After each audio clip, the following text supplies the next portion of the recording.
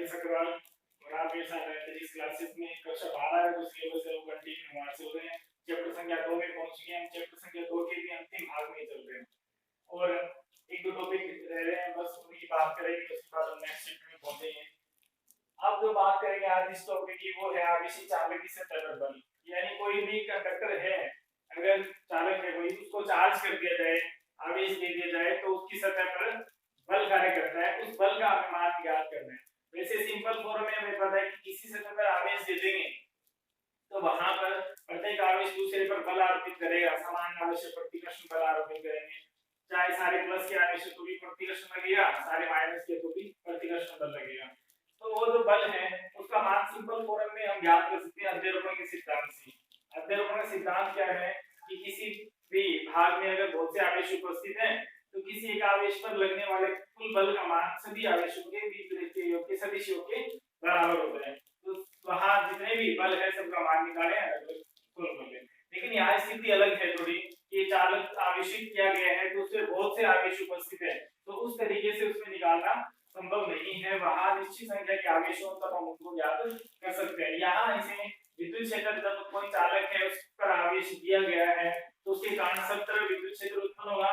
उस विद्युत क्षेत्र के बारे में हमें पता है, जो हम पढ़ चुके हैं कि अगर गोले के कारण ले, बाहर ले, सतह पर ले, अंदर ले, तो जैसे सतह है कोई भी, अगर यहाँ चालक की बात हुई है, कोई लिखा नहीं है किस तरह का चालक है, कैसा भी हो सकता है, गोलाकार हो सकता है, शीट हो सकती है, कुछ भी हो सकता है, तो उसकी सतह पर जो बल कार्य करेगा वो हमें यहाँ ज्ञात करना है। एक बात ये कि ये तो हम पढ़ ही रहे हैं कि सतह पर बल कार्य करता है, तो जब बल कार्य करता है तो पूरी सतह उसका क्षेत्रफल भी होगा और प्रति इकाई क्षेत्रफल पर लगने वाले बल को दाब कहते हैं। Force at per unit area is called pressure. Pressure काम करेगा वहां, तो वो क्या करेगा, उस सतह को बढ़ा देगा। यानी इसमें एक सिंपल बात ये है कि किसी भी कोई भी स्थिति हो, आवेश कैसा भी हो, जब उस पे बल कार्य कर रहा है दाब भी कार्य करेगा, उसके कारण उसकी सतह बढ़ जाएगी। अब इक्वेशन ऐसे दे देते हैं शॉर्ट में कि गोलाकार सतह है उसको आवेशित किया गया है, आवेश से देते चाहे अनावेश से देते, किसी से भी देते, आवेशित किया गया है तो उसकी त्रिज्या पर क्या प्रभाव पड़ेगा या उसके आकार पे क्या प्रभाव पड़ेगा। आकार कहें तो भी बढ़ जाएगा, त्रिज्या कहते हैं तो भी उसकी बढ़ जाएगी। गोलाकार है त्रिज्या बढ़ेगी तो गोले का आयतन जो है वो बढ़ जाएगा, यानी उसका आकार में वृद्धि हो जाएगी। तो एक बात तो ये ध्यान रखें। अब दूसरी हम इसको सोल्व करने के लिए क्या करें, कोई भी स्थिति मान लिए उसमें, और उसके लिए पहले हम क्या निकालें, पहले बल निकालने के लिए पहले हम वहां विद्युत क्षेत्र निकालें, और विद्युत क्षेत्र की फॉर्म में हम बल को परिभाषित कर चुके हैं F q E, क्योंकि E की जो परिभाषा विद्युत क्षेत्र की तीव्रता की वो इकाई आवेश पर लगने वाले बल के रूप में डिफाइन करते होते हैं, तो E होता है F/q, वहां से F आ जाएगा q E। तो अब अपने को सिस्टमैटिक इसको सोल्व करते हैं। तो पहले अपने को यहां सबसे पहले तो पता होना चाहिए कि क्या हमें सोल्व करना है, उसके लिए क्या हम एज्यूम करें, उसके लिए किन स्टेप से होते हैं हमें वहां पर पहुंच रहे हैं। तो हमें बल ज्ञात करना है, चालक दिया गया, हमें कोई भी चालक एज्यूम करेंगे हम, वो आवेशित है तो उसमें आवेश एज्यूम कर लेंगे और फिर उसको सोल्व करेंगे।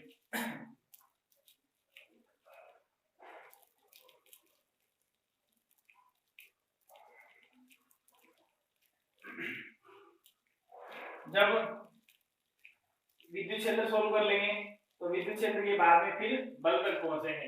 इसलिए हम एज्यूम करते हैं पहले, सबसे पहले तो आप इसमें थोड़ा सा थ्योरेटिकल बात ये लिख देना कि जब किसी भी चालक पर आवेश वितरित किया जाता है तो सभी आवेश एक दूसरे पर प्रतिकर्षण बल लगाते हैं, जिससे सतह पर बाहर की ओर दाब उत्पन्न होता है, दाब कार्य करता है, जिसके कारण उसका आकार जो है वो बढ़ जाता है पहले की तुलना में।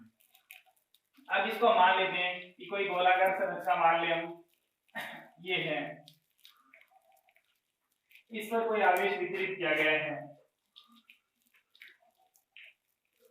वो आवेश है इस तरह से धनावेश, उसको हम मान लेते हैं।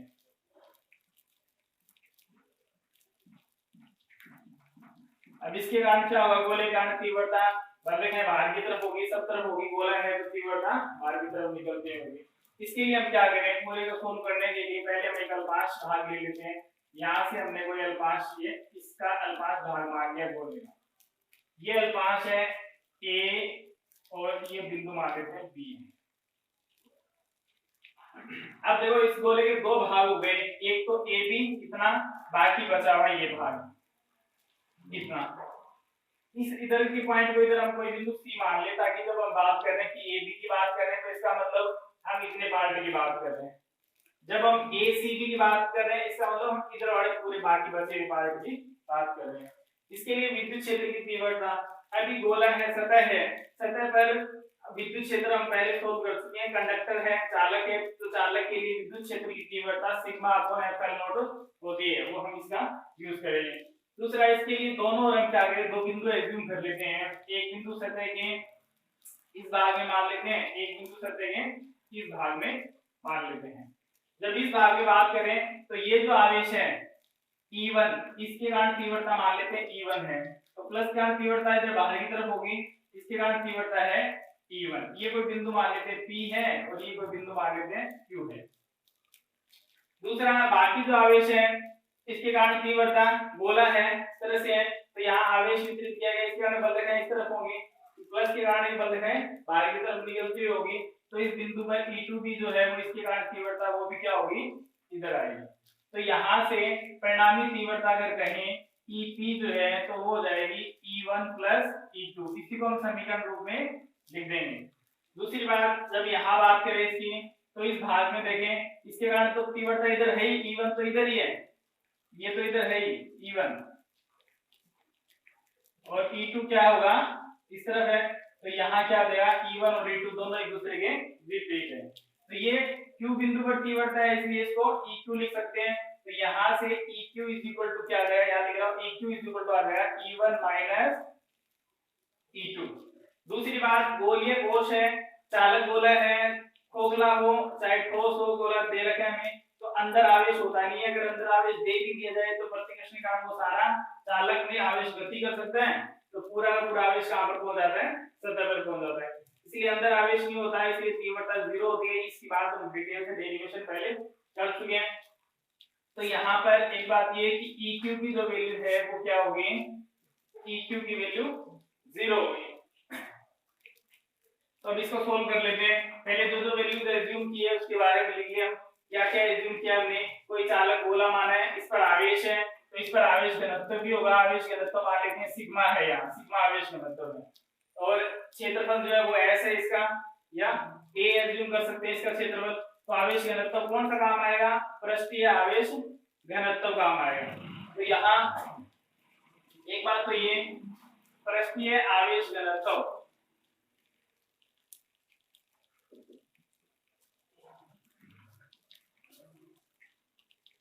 सिग्मा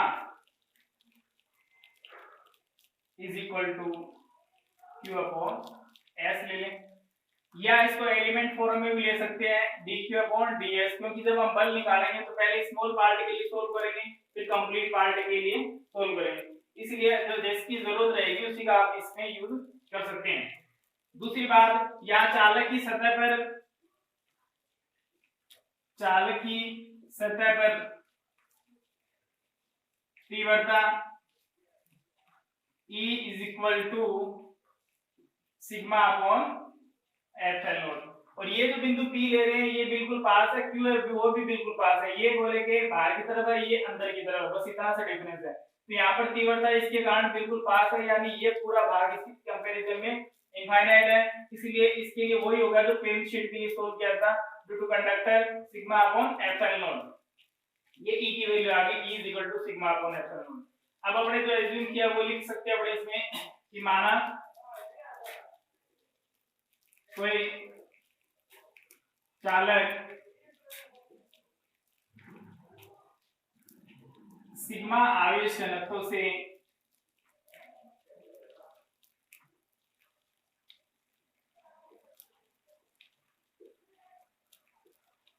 आवेशित है, इस पर उपस्थित आवेश एक दूसरे पर प्रतिकर्षण बल आरोपित करते हैं,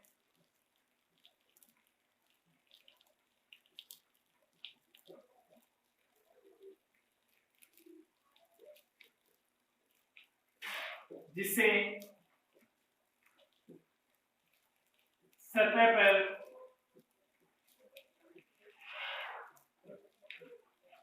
बाहर की ओर दाब उत्पन्न होता है और चालक गोलाकार कहते तो त्रिज्या का कहा जा सकता है, आकार कहा जा सकता है, डायरेक्ट आकार कहे तो चालक की त्रिज्या कह दो या आकार कह दो में वृद्धि होती है। ये कंसेप्ट के लिए बहुत महत्वपूर्ण बात है। क्वेश्चन डायरेक्ट यहाँ से पूछ लिया जाता है। दाब उत्पन्न होता है, किधर दाब उत्पन्न होता है? बाहर की ओर से। अंडरलाइन कर ले, ये इंपॉर्टेंट बात है। अब देखिए हम इसके लिए सोल्व कर ले। अब हमने क्या माना है? कोई अल्पांश ए बी लिया है, माना चालक पर अल्पांश ए बी है जिसके बाहर बिंदु P एवं अंदर बिंदु Q है। अब इसको हम साथ साथ लिख लेंगे, पूरा डिटेल से एक साथ लिखने की जरूरत नहीं है। जब हम P के लिए सोल्व कर रहे हैं तो क्या कंडीशन है, Q के लिए जब सोल्व कर रहे हैं तो क्या कंडीशन है। AB जो पार्ट है इसके कारण जो तीव्रता है वो E1 है और ACB पार्ट जो इसके कारण तीव्रता जो है वो E2 है। यहाँ AB भाग के कारण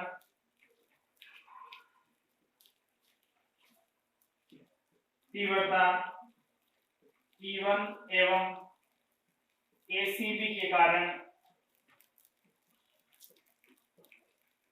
E2 है। अब इसको आगे सोल्व करते हैं। बिंदु P की बात करें तो परिणामी तीव्रता E1 प्लस E2। बिंदु P पर E1 व E2 एक ही दिशा में है, अतः EP is equal to E1 plus E2। याद आया? इक्वेशन फर्स्ट दे दें। दूसरी बात ध्यान रखें, ऊपर लिख दिया हम EP का जो मान है वो क्या है? सिग्मा अपॉन एप्सिलॉन नॉट है। इसी तरह बिंदु Q की बात करें, बिंदु Q पर EQ क्या लिख सकते हैं? यहाँ E1 व E2 विपरीत दिशा में है,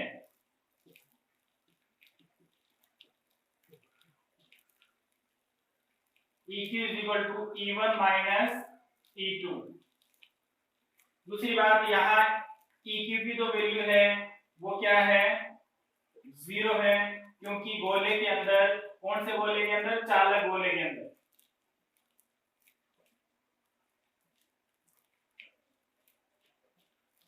तीव्रता 0 होती है।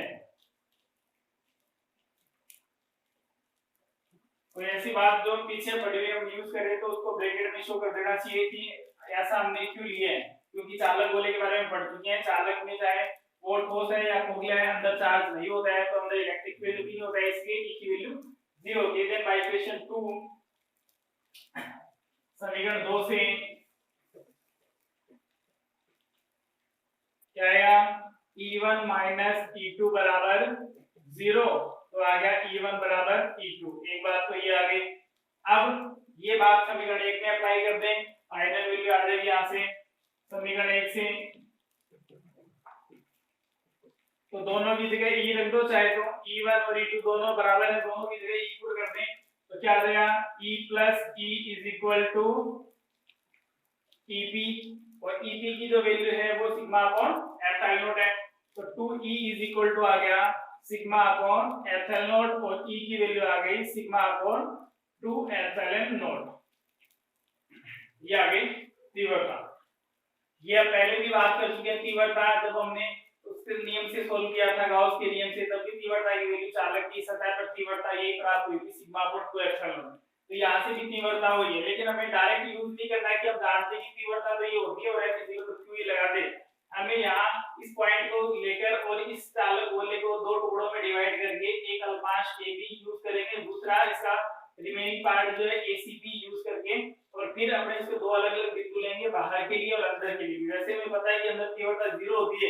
तो दाब का भी हम डायरेक्ट यूज कर सकते हैं, लेकिन हम यहाँ अकॉर्डिंग टू डायरेक्शन बात करेंगे और फिर सिंपलीफाई करके कंप्लीट वैल्यू यूज करेंगे।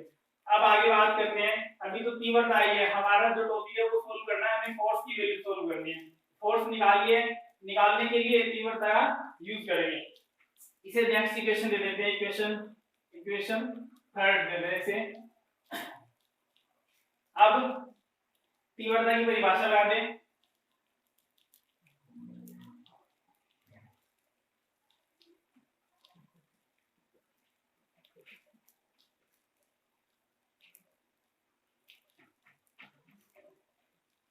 तीव्रता की परिभाषा से, तीव्रता की परिभाषा क्या है? E is equal to F upon Q। जब हम अल्पांश की बात करें, अगर थोड़ा चार्ज है, इतने पार्ट में थोड़ा चार्ज है, थोड़े कारण चार्ज के कारण बल भी थोड़ा हुआ, इसलिए उसको स्मॉल पार्ट में लिख सकते हो, कंप्लीट चाहे तो कंप्लीट भी लिख सकते हैं, दोनों बातें। तो हम स्मॉल पार्ट यूज कर लेते हैं, कंप्लीट लिखेंगे तो डी यूज नहीं करेंगे, ठीक है, डायरेक्ट भी लिख सकते हैं। यहाँ डायरेक्ट लिखे तो F इज इक्वल टू क्या देगा? QE, ऐसी सिंपल फॉर्म है, बाद में इसको एलिमेंट फॉर्म में लिख देंगे।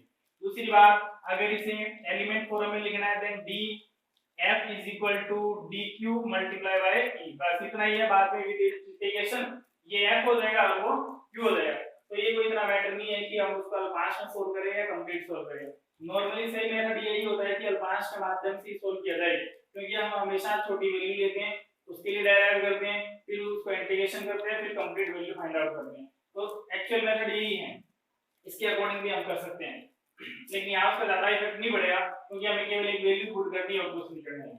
अब दूसरी बात, यहाँ से E की वैल्यू ये पुट कर दें, DQ ये है। अब देखो, चलो ये यूज कर लेते हैं, DF is equal to, special लिख सकते हैं DF upon DQ। DF is equal to E multiply by DQ।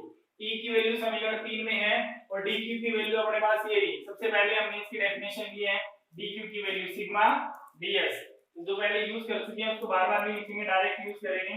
DQ is equal to sigma ds put करेंगे, तो यहाँ DF is equal to E की value sigma upon 2 epsilon naught multiply by sigma into ds, then sigma multiply sigma, sigma square, then df is equal to sigma square divided by 2 epsilon naught multiply ds.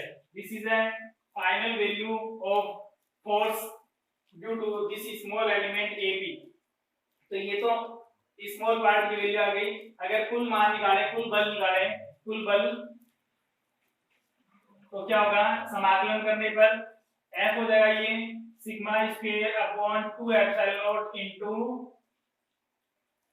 S, ds को क्या कर देंगे? S कर देंगे, ये value होगी।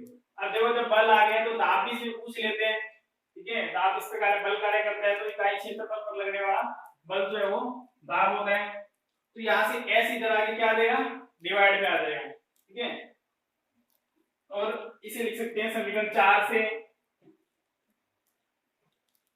समीकरण 4 से F upon S is equal to sigma square divided by 2 epsilon naught, and we know that according to definition of pressure P is equal to F upon S, F upon area, force upon area जो होता है, force in per unit area is called pressure।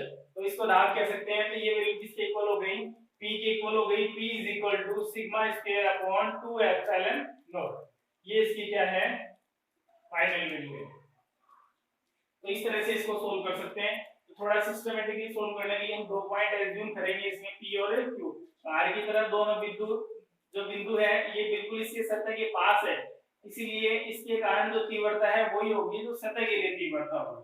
पहली बात तो ये sigma upon epsilon not. दोबारा revise कर लेते हैं इस बात को। और P पॉइंट पर तीव्रता इसके कारण भी इधर ही है, ये भी प्लस आवेश इस तरह से गोला है, तो उसके कारण तीव्रता क्या होगी? इस भाग में, इस भाग में से भी भाग में तीव्रता इस तरफ होगी। गोला इस तरह से रखा गया है कि ये गोला इस तरह से है, तो यहाँ पर जब हम निर्पाश लें तो उसके कारण तीव्रता ये है, बाकी जो बचा हुआ भाग है उसके कारण भी तीव्रता इसी तरह है। ऊपर और नीचे का जो पार्ट है वो तीव्रता एक दूसरे को क्या करते हैं? बैलेंस कर देंगे। अब देखो इसको आगे, तो यहाँ से E1 और E2 इस तरफ भाग में दोनों तीव्रताओं का योग हो जाएगा, इधर दोनों अपोजिट डायरेक्शन में। तो यहाँ से एक रिजल्ट आएगा कि तीव्रता जो है वो दोनों की इक्वल है, E1 और E2 बराबर है। इसी बात का यूज करके की वैल्यू निकल जाएगी यहाँ से। अब अपने को सिंपल डेफिनेशन यूज करनी है तीव्रता की परिभाषा, बल के फॉर्म में F/Q जो है वही तीव्रता के बराबर होता है। तो यहाँ इसके अकॉर्डिंग F की वैल्यू आएगी, जब F के आगे तो प्रेशर की दाब की वैल्यू आ जाएगी। ये समीकरण नंबर 5 दे दिया अपने इसमें, और ये फाइनल इक्वेशन है। तो इसे आप अच्छी तरह से कर लें। आज अपने इतना ही करेंगे, थोड़ा काम है मुझे, बाकी जो है वो नेक्स्ट क्लास में थोड़ा और डिटेल से बात करेंगे, इनके क्वेश्चंस की बात करेंगे। कुछ एक दो बच्चों ने मुझे कमेंट में डाल दिए थे कुछ क्वेश्चंस की प्रॉब्लम उनको थी, वो मैंने देख लिए हैं, लेकिन जैसे ही थोड़ा सा टाइमिंग की प्रॉब्लम चल रही है, जैसे ही टाइम मिलेगा वैसे ही सॉल्व करके वो अब जितने भी क्वेरीज हैं उनको जैसे ही समय मिलेगा वैसे डाल दिया जाएगा। आज जो शेड्यूल थोड़ा सा बिजी हो रखा है, इस काम में काफी समय लगता है, रिकॉर्डिंग में फिर इसको कन्वर्टिंग की जाती है, फिर अपलोडिंग की जाती है, 3-4 घंटे का समय। उसके बाद फिर हम क्या है, मैं अकेला रहता हूँ तो खाना वाना बनाना सुबह शाम सारा काम खुद को ही सेट करना पड़ता है, इसलिए जैसे ही टाइम मिलेगा वो देख लेता हूँ मैं। जिनके रिप्लाई नहीं हो पाते हैं इसका मतलब टाइम की कमी के कारण इतने क्वेश्चन जो है वो सोल्व करने को समय नहीं मिला, समय मिलेगा जैसे ही उसको अपलोड कर दिया जाएगा। एक बात और मैं आपको बता दूं, तो एनसीईआरटी के बच्चे पढ़ रहे होंगे या कोई देख रहे हैं इस क्लास में एनसीईआरटी के, तो ये जो टॉपिक है वो एनसीईआरटी में नहीं है। ये टॉपिक एनसीईआरटी सिलेबस में ये नहीं है, ये केवल राजस्थान बोर्ड में लगाया गया है। यानी एनसीईआरटी का चैप्टर फर्स्ट जो है वो कल यानी डे 16 की क्लास में कंप्लीट हो गया है। अब जो नेक्स्ट क्लास में बात करेंगे, जब चैप्टर 3 शुरू करेंगे आज राजस्थान बोर्ड का, तो वो एनसीईआरटी का चैप्टर सेकंड होगा। बस एक चैप्टर की नंबरिंग का डिफरेंस है, बाकी सिलेबस में कोई डिफरेंस नहीं है। एक दो टॉपिक कहीं कहीं ज्यादा डिफरेंस नहीं है, कोई एक दो टॉपिक है, ये पूरे सिलेबस में 3 या 4 टॉपिक मैक्सिमम ऐसे होंगे जो इधर है या उधर नहीं है, बस इतना ही होगा। तो ये जो टॉपिक है बाकी आप इसे एज ए जनरल नॉलेज इसे कवर कर सकते हैं, इतना कोई ज्यादा बड़ा नहीं है। लेकिन अगर कोई अकॉर्डिंग टू सिलेबस की बात करेंगे अपने को, तो सिलेबस पहले 12th के मार्क्स पे ज्यादा फोकस करना है, या 12th के जो बेसिक कांसेप्ट्स हैं उन पे ज्यादा फोकस करना है, विदाउट सिलेबस अपने को इंक्लूड नहीं करना है। तो उनको मैं बता देता हूं कि ये जो टॉपिक हमने पढ़ा है ये एनसीईआरटी सिलेबस में नहीं है। बाकी बात जो है वो नेक्स्ट क्लास में करेंगे, तभी फिर आगे के बारे में आपको बता दिया जाएगा। तब तक आप पढ़ते रहिए, तो रिवाइज करते हैं।